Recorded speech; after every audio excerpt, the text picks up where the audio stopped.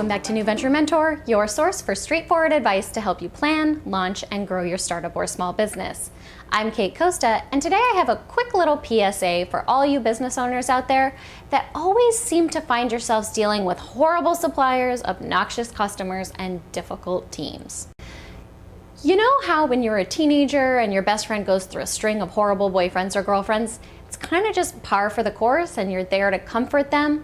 But then when you're a fully grown adult and this person is still always with an a-hole, you start to run out of patience because at this point it's their own freaking fault. They're over 30 and they should really know by now that if he cheated on his girlfriend with you, he's likely to end up cheating on you with some other girl when you become his girlfriend. Well, the same thing holds true in business.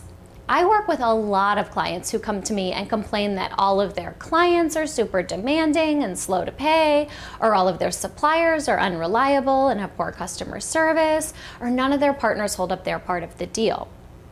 While it's certainly possible that a few bad seeds sneak through, if most or all of your customers, suppliers, or partners are all treating you wrong, it comes back to you. You're doing something to attract the wrong kind of customers, suppliers, or partners, or you're not clearly setting expectations up front about the terms of the deal.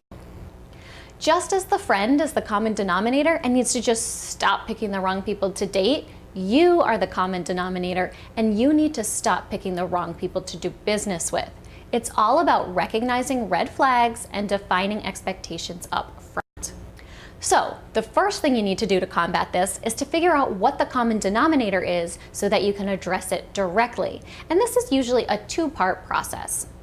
Let's say you're a website designer and your issue with your customers is that they always want too many revisions after final approval. They take way too long to respond to you, but they still want the project done on time, and they always want a lower price. You need to address each of these issues by, number one, putting systems in place to set clear expectations about what can and cannot happen at each price and with each timeline. And number two, adjust your marketing so you're not attracting the same customers that you already have and don't like. The first bit is putting systems in place. If people expect too many revisions, your initial agreement should state how many revisions are included in the price, by when they must be submitted, and what the additional cost is for additional or late revisions. If your customers take too long to respond, which messes up the project timeline, your initial agreement should state what the expected turnaround time is for each piece of the project and what the consequences are if those deadlines aren't met, likely a delayed project delivery date and maybe an additional cost to them.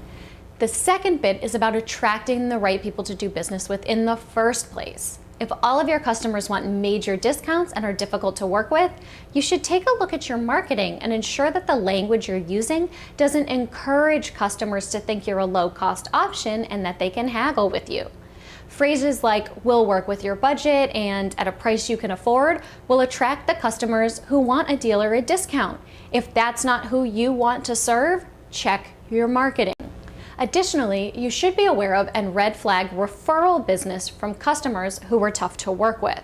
While it might feel great to get a referral, if the referral came because the original client was saying how great you were to work with because you were flexible on price, went above and beyond on allowing 1,000,000 revisions after the deadline to get it right, this new customer will expect that same treatment and probably isn't a customer that you want to take on. This is just one example, but the same logic can be applied in almost any situation. Remember, one fluke troublemaker can probably just be ignored, but if the majority of your clients, suppliers, or partners are all difficult to work with, you need to look inward to determine what you're doing to create this situation for yourself. That's it for this week here on New Venture Mentor. If you liked this video, please let me know with a like and a share, and be sure to get over to katecosta.com if you're not already there, and subscribe to my newsletter so you'll never miss the latest tips and info to help you plan, launch, and grow your business. Thanks for watching, and I'll see you next time on New Venture Mentor.